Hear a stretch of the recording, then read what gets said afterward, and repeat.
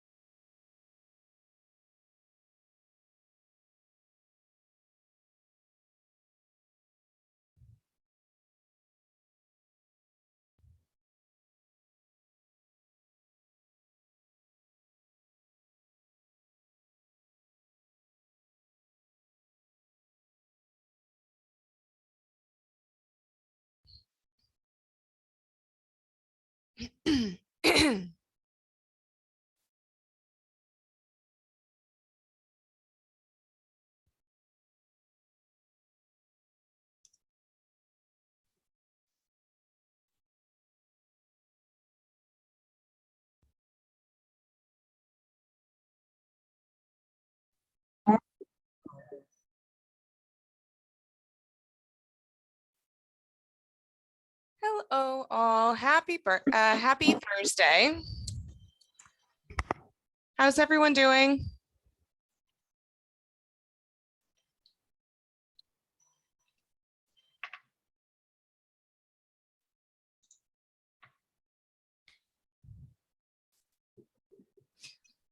Okay, so I'm seeing some names that I recognize and a couple that I don't.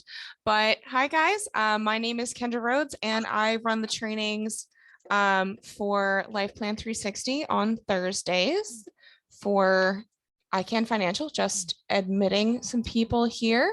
We're going to get started in just a couple of minutes.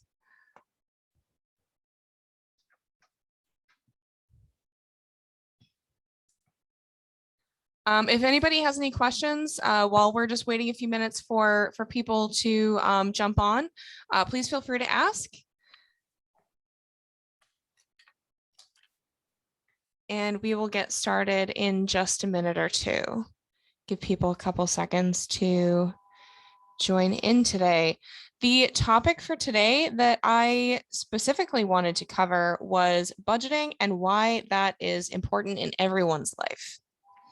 But by all means, if anyone has any questions, please feel free to jump in and ask. I'm always happy to answer questions.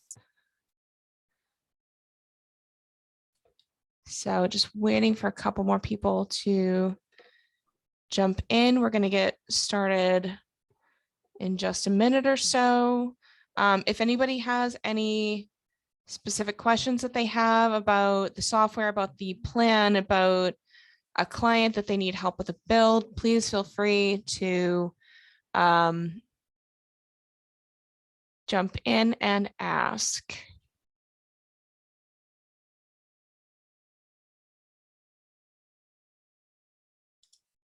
Okay. Give me just 1 second.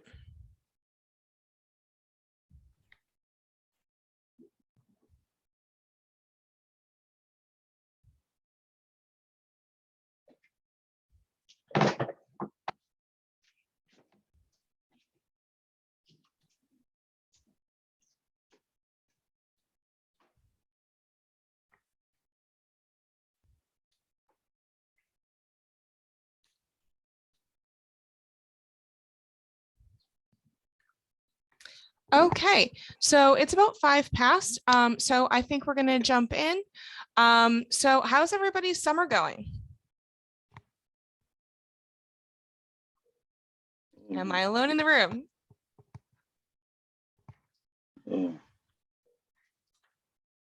It's hot summer. It's been a hot summer? Great. Yeah, it's definitely been hot all over the world, and I can attest to that. For anybody who was unaware, I apologize for my absence the last couple of weeks. I have been away on honeymoon, so I'm officially back, and I will be doing the trainings on Thursday again. So that being said, I got thinking about today's topic, and it's summer, it's hot. What does everybody do in the summer? Take a vacation. Take a vacation. Everybody takes a vacation, right? When do people start planning their vacations?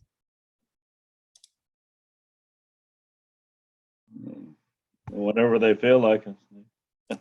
A lot of people start planning their summer vacation when the weather is crappy, when it's like cold and snowing and raining, and they start looking at where they want to go in the summer in like January, right? So we plan ahead, most of us, for vacations. But do we really have a plan for how we're going to pay for it?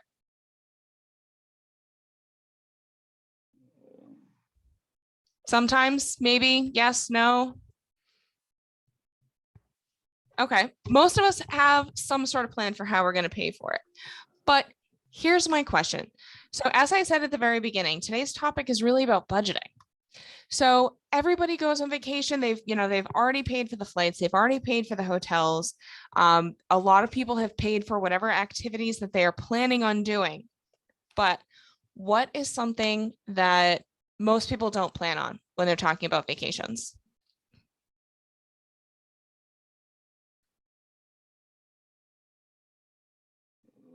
Anybody? What about, meals? What about spending money on souvenirs? Do most people, do you think, have a budget for that? Do they have a separate pile of money, or do they just hand over a credit card every time they want to get something?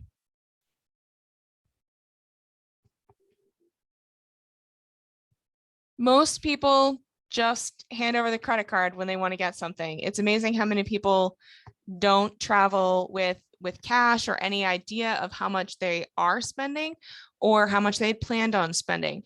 So when they get home, they've had a great time on this trip, right? Now, what's the reason that we all go on vacations? We all go on vacations to relax and de-stress, right? Am I alone in the room? Right. Okay, well, we're most of us are going on vacations to de-stress, relax, etc. But then we come home and the end of the month happens. And what happens at the end of the month? We all have to pay our bills, right? So everybody takes out their computer or their phone or wherever else, their credit card statement somewhere, and they look at the bottom line and start sweating because they just realized that on their 2-week vacation that they've spent $2,000 that they hadn't planned on, right? Has anybody else ever done that? Anybody? Oh, just letting some people in here.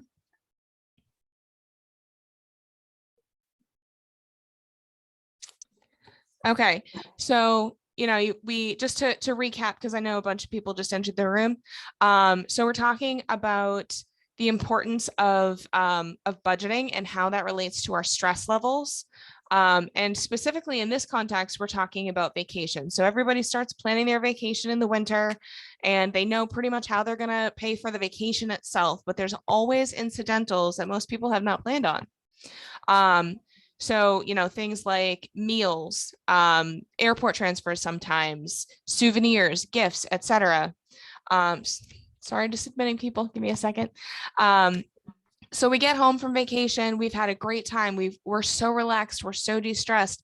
And then we look at the credit card bill. So has anybody else had this experience where they look at their credit card bill and they go, oh my God, what happened? What did I do? Anybody? Okay, well, I know some of you have because you've told me personally. Yes, okay, thank you for class participation. So, yes, I know that we've had this experience, but how could we have done this differently? Any thoughts?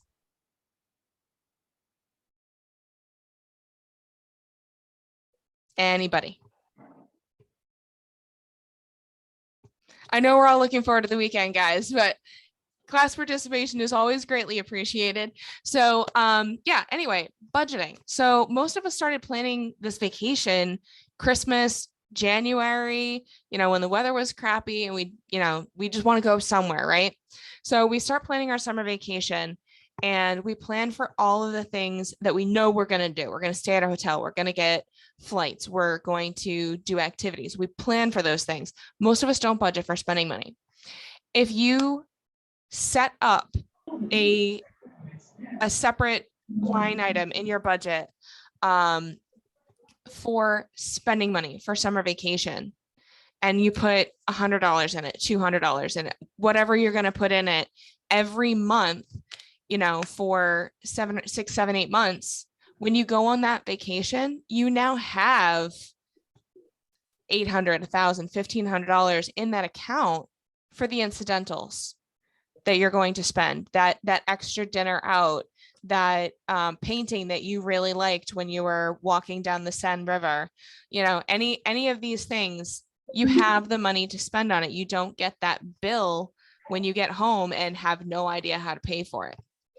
So that being said, that is a practical example that most of us can relate to for that's current, that's topical, because it's hot. We all want to have a party and we're, oh, well, I don't know how to do that because I haven't planned for it. Okay, great. But something I just want to drag over here and then I'm going to share my screen. This is relevant to not just our lives, but our clients' lives. So the last several weeks before I left for my wedding and honeymoon, we were doing a really deep dive into the software and how to build a plan for a client, and how to really help them understand the process, how it works, and how their future life will be with the spending piece. And we did I think it was 3 weeks deep dive in all of that. Now I'd like to add another little piece to this. So I'm going to share screen 3, share. Can everybody see my spreadsheet? Yep. Okay, great. So this is a great little exercise that I literally have all of my clients do it. And for those of you who have been on my trainings for a while, or if you know me, I approach Life Plan 360 with the idea that these people are middle class, middle income. They're very much keeping up with the Joneses. They have a lifestyle. They're in their 40s, early 50s. They have a lifestyle. They like their lifestyle. And we all know that the Dave Ramseyites of the world, anybody in this the Life Plan 360 column, when anybody tries to do a program like Dave Ramsey to get out of debt, it lasts about 4 months because Dave Ramsey makes you cannibalize your lifestyle. So to bring this back to my original point, I don't care what their lifestyle is. If they are happy with it, good on you. I'm not going to ever ask you what your cable bill is. I don't care how much you spend on your cell phone every year. If you like to go out to dinner twice a week, that's your business. The reason I make every single client go through this exercise is very simple, because they need to be comfortable with their lifestyle. And if they are, great. But how can they be comfortable with their lifestyle if they don't know what their lifestyle is?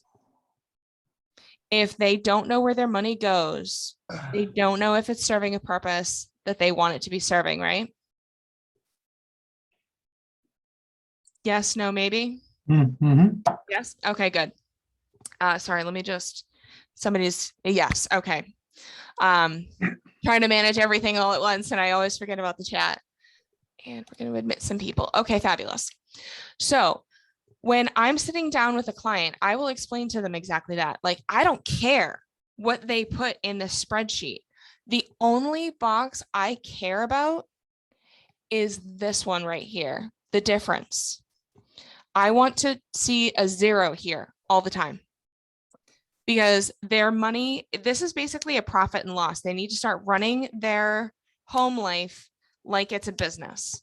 So you've got a profit, and that is anything that you have coming in from income, whether that's from a job, a business, a side hustle, an investment.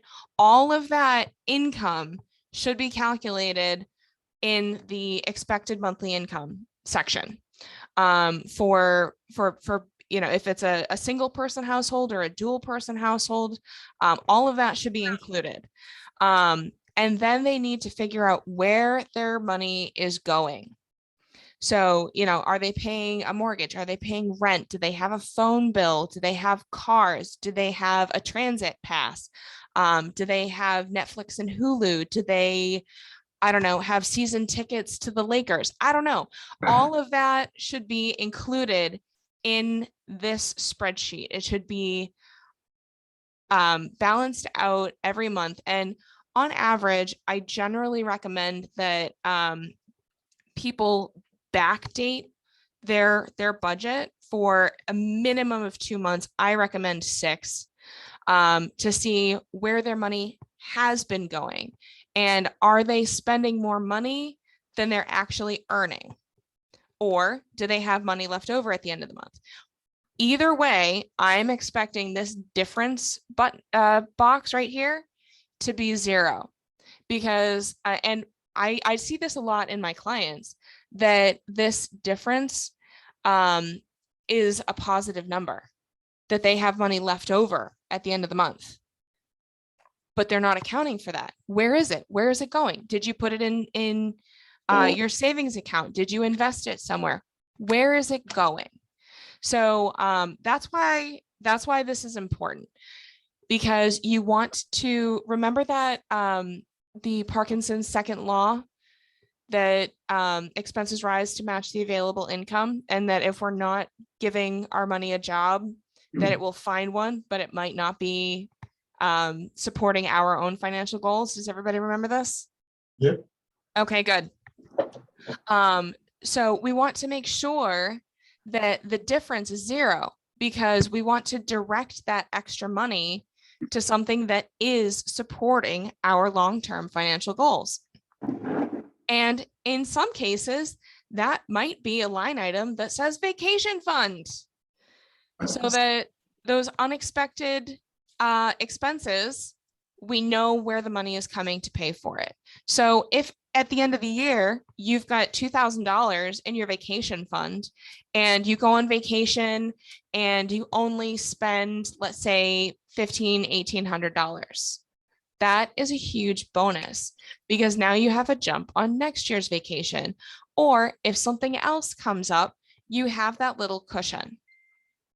So for people who already have a Life Plan 360 set up, we are setting up their bank. So that vacation should never be stressful for them, because they know where the money is coming from, because they know that they can just take money out of their bank, as it were, and pay for, whatever incidentals they need. But at the same time, a bank account still needs to be replenished, right? So when you take money out of your savings, you need to put it back. And that's where budgeting becomes very, very useful, so that we always know where everything is going, what everything is doing, what job our dollars have. Does that make sense? Of course, yeah. Okay. So going forward, and this is something that when I take on a new client, this is an exercise that we do. As I said, when we're starting, they have to do this backdated for at least 2 to 6 months. I recommend 6. But going forward, as I start working with a client, I want them to continue doing this every month for minimum 6 months. And again, like, I don't care where their money is going, but they need to be comfortable with it. So, if you're people that like to eat out all the time, or if you stop every single day at Starbucks on the way to work, that's your business. But you should see where your money is going, just so you're aware of it. So does that make sense to everybody? That's excellent. So do we have any questions thus far? Nope, sounds logical. Okay, great. So yeah, and this is something that I highly recommend that all of you guys do if you are not doing this already, to come up with your monthly budget, to know where things are going. And every single thing is on here, and this one is, I love this right here, because most of us are fully self-employed, so nobody is taking taxes out of our paycheck. Right. So this is a great way, as you're going through monthly, to keep track of your income, your and how much you've put into your separate banking account for your taxes, so that when your tax bill comes due, whether you're filing quarterly or annually, you have the money without that absolute panic of, oh my God, how am I going to pay for this $10,000 tax bill now? Has anybody had that experience before at the end of the year? Mm, Sal, are you trying to ask me a question? Sorry, no. Okay, just be mindful of your background noise, please. Sure, sorry. Madam. Okay, thank you. Yeah, so guys, just always be mindful of your background noise. And if you have a question, please feel free to ask me. I always appreciate people jumping in, participating with the conversation. I very much don't like hearing myself speak. So I like people to participate. Yeah, so keeping track of all of it, the whole picture all at once, really makes our lives that much more stressful. Much less stressful. And just, it takes a half an hour once a month to go through your accounts and see where your money is going and plan ahead for the next month, and really, and stick to that. If you set goals for yourself that you're going to, like, this is something that that my husband and I just had a conversation about. We don't have wedding planning anymore. We have a lot of free time. So, we're going to have a date night. Okay, great. We now need to budget for that, so that, the wedding stress is gone. We're going to start having a night out once a week. But we don't want that to become stressful because we can't afford it. So if we start looking ahead at what we want to do and how much that's going to cost us, it still fits in with our plan, and life becomes so much less stressful. So 10 minutes of planning eliminates a lot of stress. Sorry, guys, just admitting people into our group today. It eliminates a lot of stress in the long run, when we're trying to figure out why we have more days than dollars at the end of the month. So does anybody have any questions thus far? Comments, concerns, anecdotes? Yes, hi Kendra, how are you? And congratulations on your wedding and honeymoon. Thank And you. welcome back. And welcome back. Thank you. Good to see you again, all refreshed and ready for the next half of the year. So I'm excited. I'm glad you went on this page, because that's actually something I was working on my own computer. You sent me a template a while back, and I've been really working on some of my clients that I've come in contact with since I got this budgeting template. I've been applying it, but I feel like I don't quite understand it in length, even though I can read and write, but it still needed a little bit of education behind it. And I'm glad you're touching on it. So I kind of want you to take me to the mindset and the outcome you are expecting when you mentioned that you want the difference to always be zero. You don't care what the quality of life is. So is there a mindset that you are trying to get the client to walk away with in that regards? And I'll take my answer.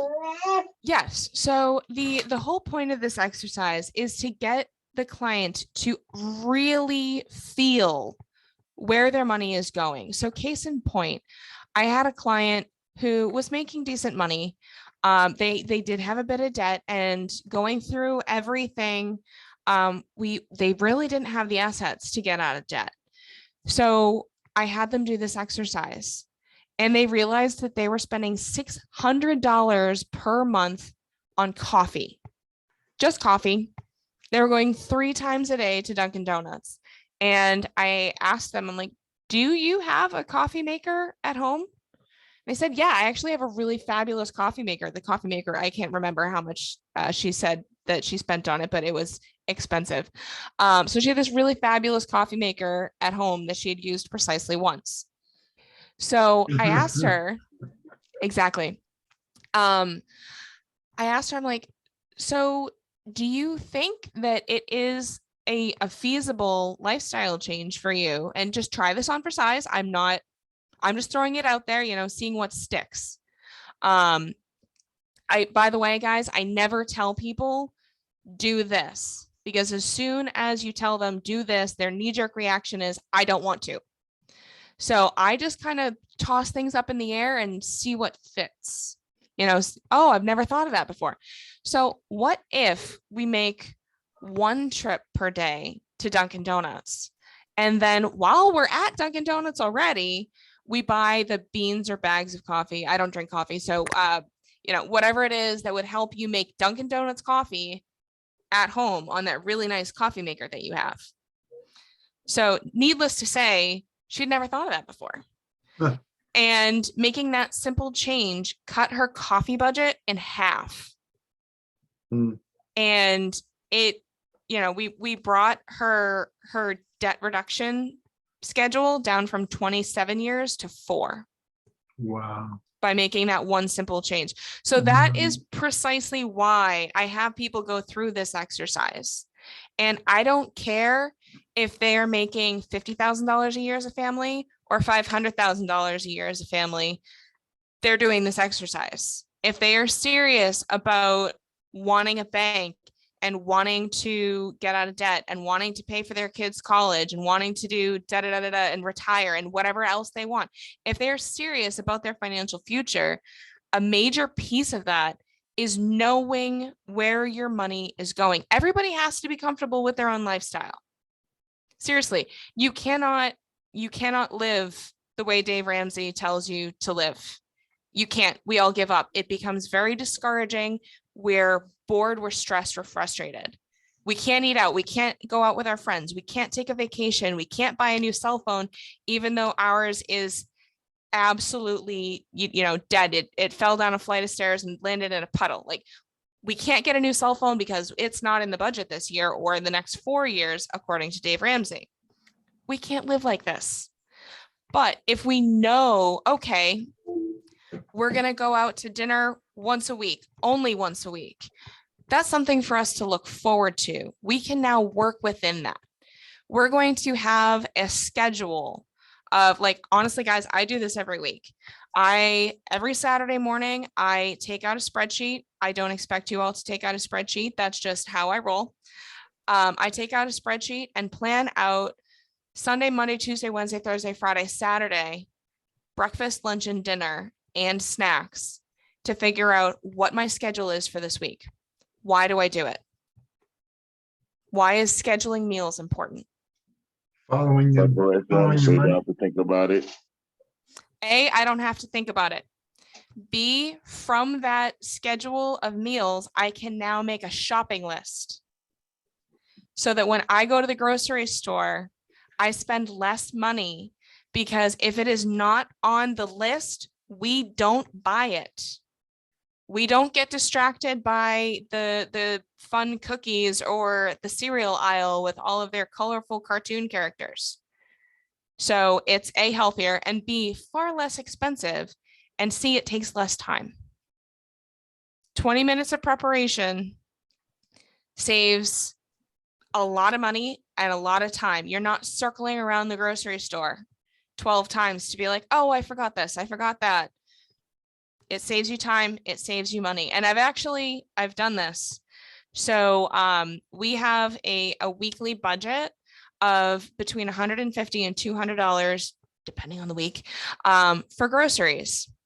So I have gone to the store for the week with a list and without the list, just for the sake of experimentation. And without the list, I ended up spending, I think it was about $75 more than we had planned on spending. Just that one shopping trip. It took us twice as long. And we ended up going to the grocery store a couple times that week because we didn't have everything that we needed. So a little bit of planning saves a lot of time and money. So let's go with just that $75 that we spent extra in that one trip, like forgetting all the 2 or 3 other trips that we needed to make because we left, we forgot one thing. So, okay. $75 per week times 52 weeks in a year, right? That's almost $4,000. What could you do with $4,000? That is the cost of not planning ahead. And that's just groceries. And if you invested that $4,000, the opportunity cost is now whatever that interest is earning on that $4,000. Exactly. Exactly. Gets And I pretty mean, nightmarish.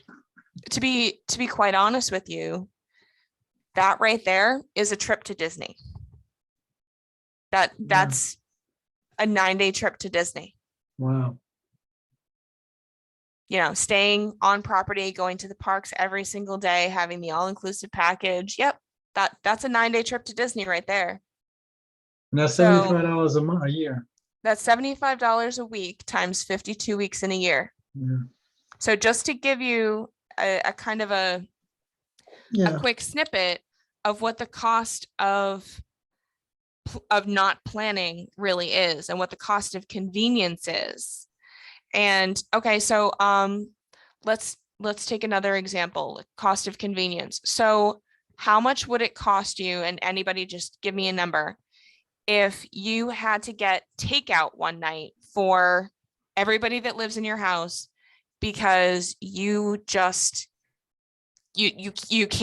cannot bother to make dinner tonight? If you had to get takeout for everybody, what would it cost? Anybody? Are you saying per meal or per week or what? How you calculate the Your cost? dinner tonight, you're too tired, you cannot make dinner. What would it cost you to get takeout for your family? Could be between 50 and 80. Between 50 and 80? Yeah. So we're going to split the difference and call it 65. Okay. So $65. Let's say you do that twice a month. Okay. So times 24. That's $1,500 a year for convenience. What could you do with that? And let's say you are a planner. Let's say you are a planner and you have, you normally eat dinner at home. So you have extra ingredients that you had planned on making for dinner that cannot be saved and are going to end up getting thrown out. How much money are you throwing out because of those ingredients that are going to waste? So a little bit of planning saves a lot of money. So the cost of convenience, the lost opportunity cost, and we wonder like, well, I can't afford a vacation. Can't you?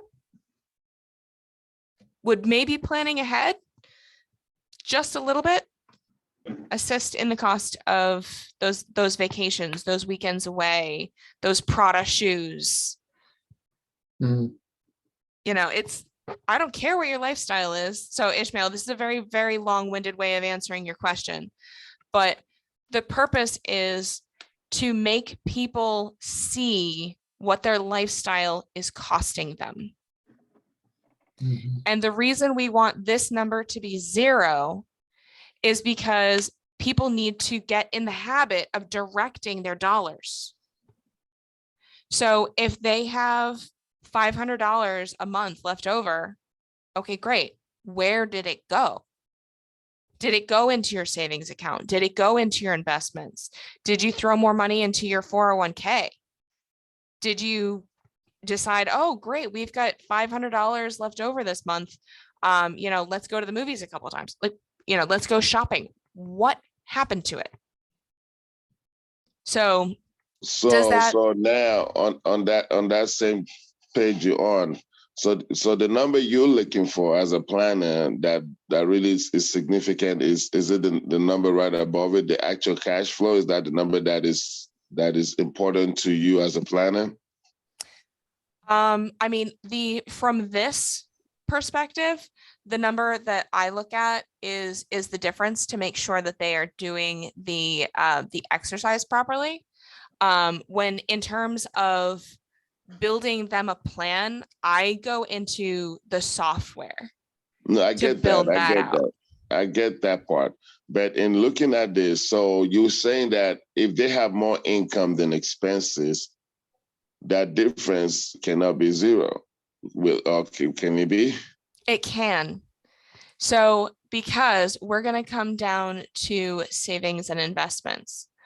So Okay. if they have more income than they have, if they have more money coming in than money going out, all I want to know is where is it going? Where are you putting it? Is it going into your Roth IRA? Is it going into a savings account? Is it just sitting in your checking account waiting for something to do? Where is it? What did you do with it? Got it. So if it's not on any of this itemized budget, it's somewhere. So where's that money is the question we're trying to answer based on what this does. That is Consistently. precisely, yes. That's what we're trying to answer. And we're trying to get people in that. So it's kind of twofold. One, we need to help people know where their money is going. They should always know where their money is going. And also, we want to get them into the habit of directing their money to achieve their financial goals. So you don't want to just leave excess money in that checking account making bupkis. Okay.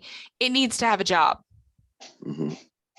So is it invested somewhere? Is it growing somewhere? Is it extra money that you could be putting into the Smith family bank, whatever your family name is. So does this make sense? It makes sense. So now, what part of the process of your of consulting with the client do you insert this budget?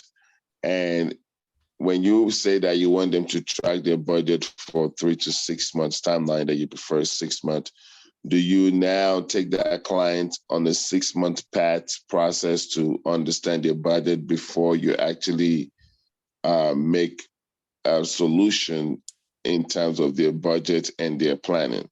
It depends on the client, to be quite honest with you. So Okay. when I say that I want them to back test this, when we're going through the process and people tell me, well, we don't have any money. We don't have any money. That's when I start suggesting, okay, I want you to back test this. I want you to go back through your bank accounts, your credit card statements, anywhere that you have or keep money, and go through and figure out where every dollar went for the last 6 months. Okay. And that should be an exercise that they could do in a weekend. Okay. And in terms of moving forward, it very much depends on the client. When I already have a client who's a planner, and they know where their money is going and they're very organized, and we do get clients like that. There are people who are very, very diligent. I'll just suggest that they take this on, because I've literally had people sitting in front of me say, I've got $80,000 in a checking account. Okay. Why do you have $80,000 in a checking account? Oh, well, it kind of just sits there. Why? It's not making anything. Well, because then I know it's there. Okay. So you're looking for guaranteed money. Great. I now know that you want a guarantee, and I can add that to my list of things that you want to show you in the stress test that we know whatever we're doing must be guaranteed. It cannot ever be subject to loss. Great.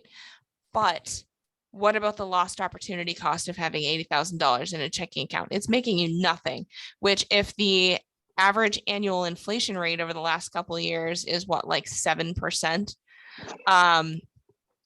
you're actually losing money if it's not making interest. Right? So this is now a conversation that I can have. So guys, please mind your background noise. This is now a conversation that we can have with a client. I hope this is helpful. But we want people to get in the head, so from that, I'm going to say, okay, great. I want you to start doing this exercise because that money has to be going somewhere. You have to give it a job. It can't just sit.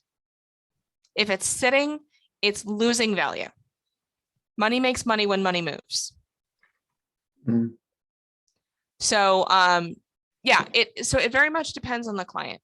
Also, if I have a client that they can't get out of debt right now, they have enough debt that their assets are not going to cover it.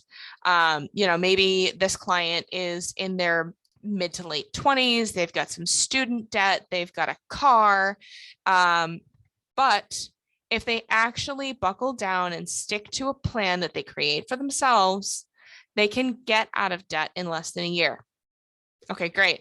For that client, I will walk them through and we will have a quick catch up once a month to make sure that they are sticking to their plan. But they're young. They're not experienced in the matters of finance. They have spent a significant amount of money already. And we want to make sure that they are going to stick to a planning and saving lifestyle before we write them a bank. Why? We don't want it to go backwards. Right. Chargebacks come from that because if they don't understand what they're doing and they're not going to make that commitment for at least 6 months, for some of these people, depending on how I personally feel about them, I might tell them they have to do it for a year. It also depends on how much debt they're trying to get out of.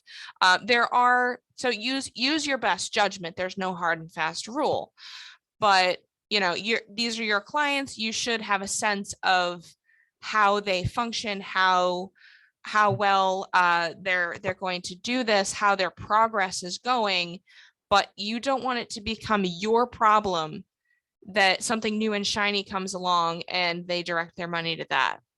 Mhm. So for somebody who cannot get out of debt, who is not in the process, has not been saving for a long time, they haven't had that mindset yet, I'm going to make them do this for 6 months before I write anything for them. Because I don't want it to become my problem, my chargeback, when they can't stick to the plan that they created. So we're going to walk them through that and make sure that they are sticking to the plan they created. Does that make sense? Excellent. Yeah, definitely. So yeah, I run this very much. I take a very holistic approach to finance. I'm sure you've heard me say that before. So I have a lot of different tools, but there is no one plan, one process that fits every single client. Life doesn't work that way. We're individuals. This isn't a factory. People want different things. If people want to save money, but still have a certain image, okay, that's what you want. Great. Let's see what we can do to get you that. Maybe you're not going to grow money as quickly because you want your budget for entertainment to be much higher. But we're going to show you what that looks like. We'll talk about that. That's a conversation. You want your clients to be comfortable talking to you. You don't want them to feel like that you're judging them, because they won't tell you the whole truth and then you'll end up with a chargeback, or they'll just stop returning your calls. Can I just say something, Kendra? Yeah. This is a very, very valid area of consultation for clients and even for agents, because a lot of time when you don't get this detailed budget, you get a summarized version of this type of information. You leave out the detail that could become an error that could show up as a reason for them to not continue on the plan Right. and the projected result that you want to yield for them. So, but then also it also puts the client in it's almost like, show me your x-ray of your finance. That's that level of inconvenience that could be not be stated but exists. So how do you take your client to know? Because I get it now. Before it was like budget. The word budget itself is not such a very encouraging and exciting word. Not until you know how it's power in your planning. Right. Does that make sense? Yeah. And for a lot of clients, I'll use the word financial tracker because they don't, the word budget becomes restrictive and overwhelming. So guys, please mind your background noise. Just gonna mute some people. Yeah, so the word budget becomes overwhelming and restrictive, and people all of a sudden feel like, oh, I'm now in a cage, I can't spend money. That's not true. We just want to know where your money is going. I've had people go through this exercise and realize when they went through their credit card statement that they haven't looked at in a year, that they are spending over $100 a month on subscription fees to stuff that they don't use anymore. So why are we not canceling those subscriptions and redirecting that $100 to something that they actually want? That particular client, they're like, well, I'm making 6 figures a year and I don't know where my money goes. Like I'm always seeming to live paycheck to paycheck. And he had inherited a house. It was paid off. And he could not figure out as a single person where his money went. And like, number one thing that struck me, what are these subscriptions? Oh, I don't know. I haven't used that in a while. I haven't used that in a while. Okay, great. Well, maybe we cancel them. And you just going through this exercise, people find an amazing number of discrepancies. Like, have you ever gone through your credit card statement or your bank statement and seen charges for $1 or $1.50 on a recurring basis? Has anybody seen that? Yeah. Yeah. Sometimes we discover fraudulent charges by going through this exercise. It forces us to keep track of our financial lives and see where the holes are. Is there identity fraud? It's an added layer of protection. So however you need to spin the benefits to your client, go for it. But this is basically a way of harnessing and taking charge, taking control of your financial life and your financial future.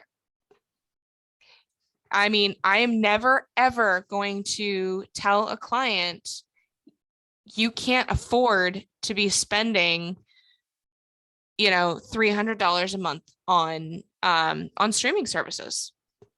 If they feel that they can, and that's what they want out of life, go for it.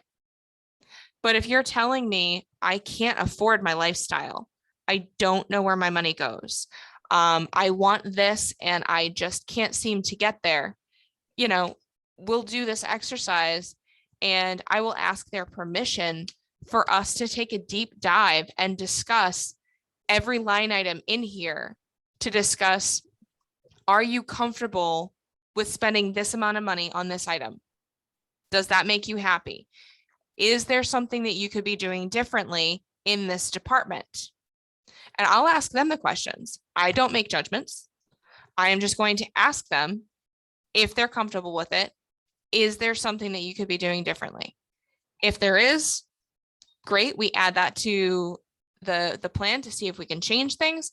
If there's not, or they just don't want to, okay, fine. We move on to the next item. Yeah. But hello, Kendra. Hi, how are you doing? Robert. Hi, Robert. How you doing? Long No, time no fine. see. Yeah, congratulations are in order. Thank you. Thank you. Thank you. I didn't want to interrupt you, but I just want to say, I know we have limited time. I got two clients. We'll discuss later. One of them is a nephew of mine who's in his early 30s, 4 children. His wife is a registered nurse. He's an insurance agent, by the way. Oh, wow. That'll be good. Yeah, licensed in life and health and property and casualty. And he's willing to talk with you. This is supposed to be the end of the month, end of August. And then the second client is his sister who shares your name. Her name is Kendra. Oh, nice. And she's 43 years old. And she is a prosecutor. I mean, she's an attorney. She's a prosecutor. So she's willing to talk to you as well. And Great. Send me an email. We'll make an appointment. Okay. And if you can give me your email address, I think I might have it, but we'll get it. I'll just put it in the chat real quick. Yes. And they're willing to talk to you around the end of the month, and we go from there. This exercise is a good way to gently move people into conversation and get things going. Yeah, it really is. It really is. So I just put my email in the chat for everybody in case you have questions, comments, concerns, need anything from me. That's me. Was I in the middle of saying something? I'm sorry, I've completely lost my train of thought. But yeah, so this budgeting tool is really, it's just a starting point. But it is something I use to get all of my clients to understand where their money goes. And sorry, go ahead. No, go ahead. Sorry, Kendall. So in the prior classes you shared when you partake in Jay Taylor's program, and I think that's where the idea of this budgeting was evolved. Yep. If I may ask, because based on my consultation with him, not in the same depth as you have, he alluded to me that all his clients have to go through a test period of like a process of elimination, like giving them assignment before it gets them the real value of the end game of them being able to maybe to build their home banks. Yep. Could you share the some of that insight in how impactful this has been since you implemented it, and also based on the curriculum you went through, how this plays a role into the success ratio that is getting as an agent versus the industry where, versus what most of us might have experienced or vice versa. Yeah. Does that make sense? Yeah. I mean, to be quite honest with you, having people go through this exercise makes my my sales cycle longer. It does. But in my personal opinion, it's worth it because I end up with more quality clients. I have clients who realize where their dead money is. And when I say dead money, I mean money that isn't achieving their financial goals and they don't want to spend their money that way. And all of a sudden they free up that dead money and their plan gets bigger. So is it worth it to me to wait 6 months for a client who is going to be saving more money than they originally thought and is going to be a long-term client because they understand what they're doing and they can see the purpose of it? And I'm not going to get a charge back. So my stress level goes down because they're prepared for it. Yeah, it's worth it. Does that answer your question?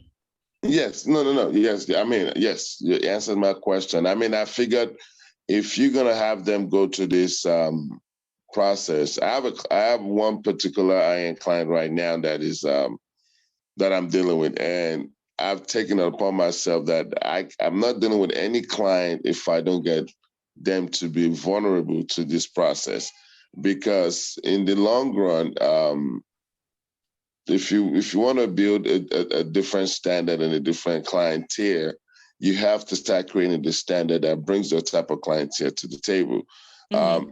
Before this type of implementation, I'm used to just clients say, "Hey, I need a policy. I have X amount of dollars in my bank. I have this and that.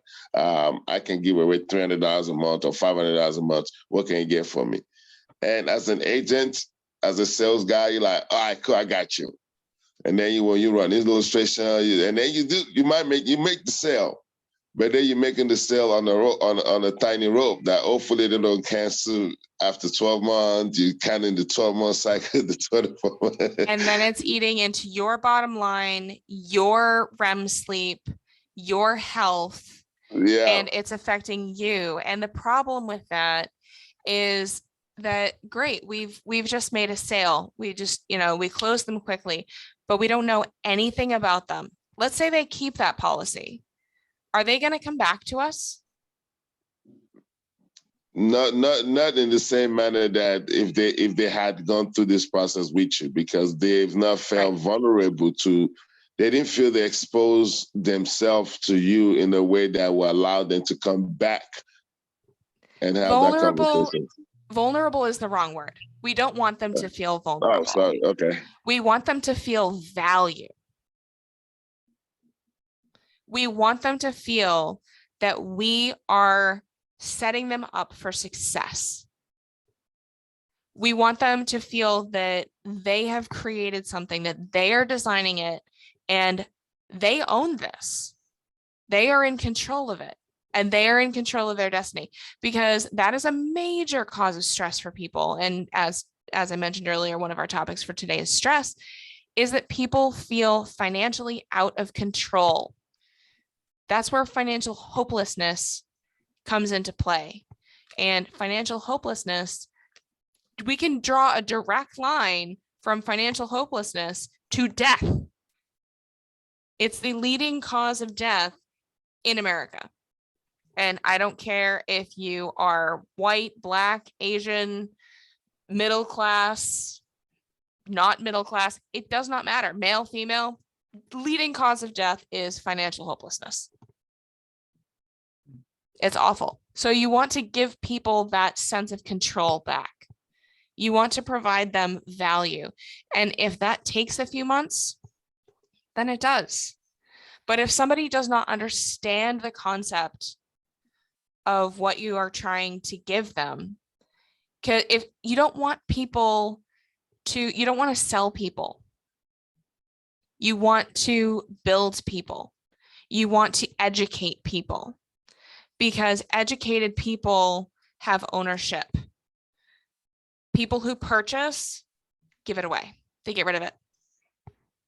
How many of us have gone to the mall at Christmas time and there was something new and shiny and a really great salesperson in those little kiosks in the middle of the mall, and we spent way more money than we had planned on something that we leave and go, I really can't afford it and I don't need it, and whoever I bought it for, I'm not really sure is going to like it. How many of us have had that experience?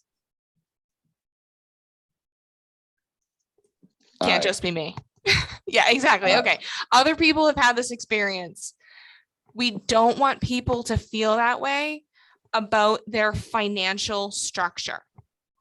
We need to get people to a point where they are comfortable. The whole point of this system is to give people financial peace of mind. We need to get them to that place. And that place starts with planning, proper planning, budgeting, financial tracking, however you want to call it. They need to know where their money is going and what it's doing. So with that, we're coming up to the top of the hour. Does anybody have any questions? I have a request, Kendra. I'm sorry. I feel like I'm just the only one talking today. Oh, no, it's fine. I appreciate people who participate. Yeah, this seems more modified than the prior copy that you sent me. Would you be kind enough to share this? Yeah. Can you put your email in the chat? Absolutely. Thanks. Can I get one too? Yep. All right. I'll just email you and then I'll get the reply. Is that better? Everybody who needs the spreadsheet, just email me. Gotcha. Yeah, Kendra. It's me, Okay. Andrew. How are you? Good. How are you? Long time no chat. I know. Congratulations on your newlywed. Thank So, you. yeah, I'm about to ask for this too, but the question I have is, I have interesting client that the brothers and the cousin and his son, they all live in the household. And they want to do Life Plan 360. And I say, okay, so let's do it separate. And they say, no, no, no, no. We all like a family. So my question is, on your budgeting here, Hmm. that's just for one person or two people like husband and wife, and they sit down and they do all the, budgeting, right? So in this case, I mean, his son might have work on his own, but they contribute the money all together. So they have like a commune type thing where, so the normal family unit is really a very a communist scenario where you have two parents who are contributing income into a single pot, and all family expenses come out of that single pot. So is Correct. that Yep. extended family unit operating in the same way, or do they have their own individual stuff? That's why I said when we have the appointment, I have the impression that just one family. And then when they got on and I say, oh, is this your wife and your children? And said, no, this is my cousin, and she has one son, and then I have a son and a brother living with me. So, and I say, okay, that's no problem. Let me do you, and then I'll do, your cousin, and then your son. And then he said, no, no, no, no, no, no, you don't understand. We live all in the household, and we everything we make, we contribute. Okay, so if they're living like a nuclear family, Mhm. then you can treat them like a nuclear family. Right. So I said, okay. So then the thing is, I saw on here that is there another spreadsheet that for the income? So for this, Mhm. and by the way, guys, this spreadsheet is month by month. If you look at the bottom tab, Right. it's January, February, etc. So they should be doing this every month in a different tab. So at the end of the year, they can see their annual summary. But they would, if there are more than two people earning income, Mhm. it's a fairly easy modification. They just need some of the formulas would need to be updated. It's just a matter of adding the right number of boxes for the Mhm. right number of people having income. Mhm. Hey, Yeah, Kendra, so not, basically not, this is just for one person or two person, two people working, budgeting together on here. Yeah, usually it's for most families, you're going to have either a single person household or a two-person household budgeting together, which is why there are two boxes. Or But maybe, go ahead. but if if there's more than that, we just add more boxes, add more lines. It's not a big deal. Or maybe just ask each one of them, try to do this. And then whatever the common expense, let have one person. Because I try to explain this to them. I'm Yeah, thinking. because I mean, that's why I asked, are they all, is everything going into a common pot and everything comes out of that common pot? Or Yep. do they It seems all to. It seems put, to be that way. okay, in which case just add some more boxes. Mhm. Okay. Up here, you mean the expect? Yeah, in the income section, we can add extra income to Mhm. whatever. Okay. So does that make sense? Yeah. Yeah. I just don't know how to add. So I mean the boxes. So you Ah, don't wanna do okay. that. Okay, send me an email. We can talk about Okay, it. Yes. okay. Kendra, very quickly, he could do a spreadsheet individually for each person Uh-huh. and then take all of those numbers and move it to another, another In one. That's And then- true. Then you got it all, and you don't have to change anything. You just move numbers. Yeah, so if everybody did this exercise In- individually, but separately. there's there's only one person who's in charge of the mortgage payment. There's one person who's in charge of any of the household expenses. Mhm. And then everybody puts in additional expenses, and then you can just add it up Mhm. and put it into one spreadsheet. It's a little bit more cumbersome, but it can be done. Okay, So a little bit of thinking outside the box. Thank you. yep. Hey, Kendra, not to, Yep. before you go. So in the prior template you sent me, you had a budget and a tracking. But this particular one I'm looking at doesn't have a tracking. Did you modify it, or you still keep the tracking part of that information? So this spreadsheet is actually from Jake Taylor. So this is, I added the tracking, but more recently I've actually just been using this spreadsheet, and it's for the tracking purposes. Like it's now, what is it? Is it August? It's August now. For July, June, May, April, whatever, I would have people go back as if they were budgeting and just ignore the expected income and the expected expense, because they can look back and just say what they did pay on things. They can just look at the actuals column. So the tracking would be for once they've gone through the process of doing the budgeting and they want to just summarize it. That's what the tracking will be in past, not in future.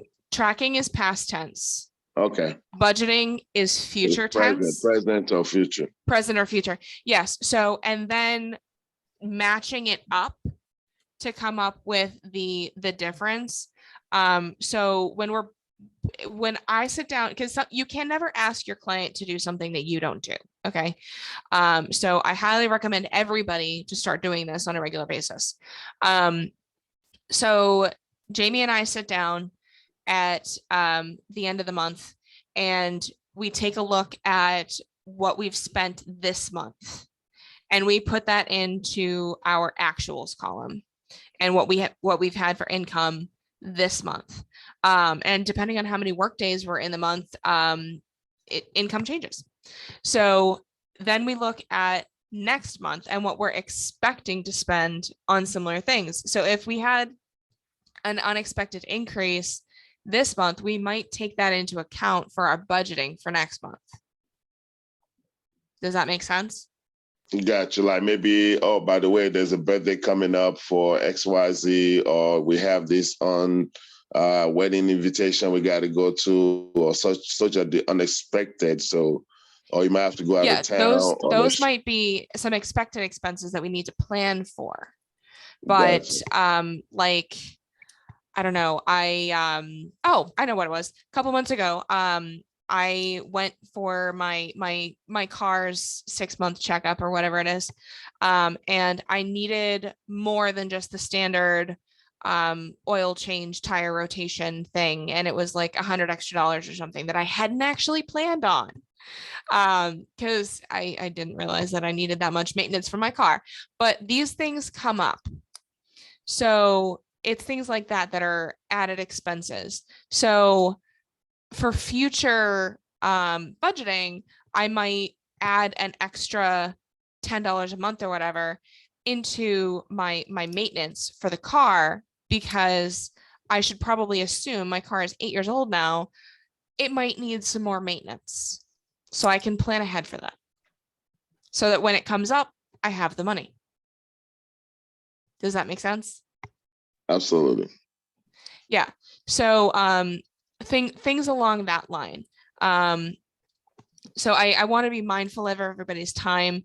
It's almost 10 past. So please feel free to email me if you want the spreadsheet.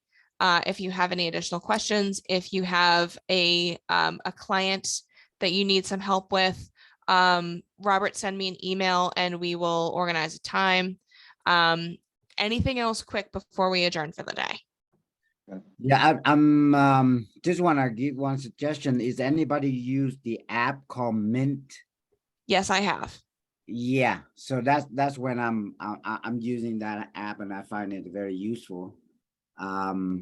It's tracking all the expense and Yep. future and all that stuff. So it's pretty cool. And So, for people who are tech savvy and like doing stuff like that and setting all that up, that would help them very much with this exercise.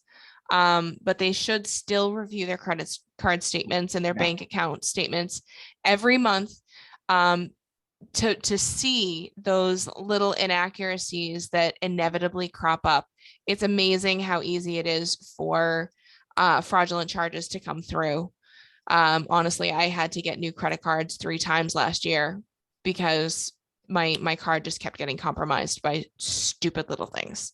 So yeah, so keeping track of those things, very important for everyone's financial future. All right. So with that, happy Thursday. Feel free to reach out to me. And if I don't see you until next week, have a great weekend. And if there's any topic of discussion within anything within the financial realm that people would like to see trainings on, please feel free to let me know. I'd be more than happy to create trainings around what you guys want to see. I really like to keep this fun and relevant and interesting. So it's most beneficial to have topics that are important to you guys. Thank you. This was very great Thank you today, so much. Kendra. This was very awesome. Thank you so much for your time. yeah, and Edward, we have a 1 o'clock appointment with you on Saturday. Okay. Okay, great. All right. And I'll be emailing you, and I look forward to working with you as well, at least starting with these 2 new clients. Thank you so much. Great. I look forward to hearing from all of you. Thanks, guys. Have Thank a you. great weekend. Thank you. Yep. Bye. Thank you. Bye. Thank you.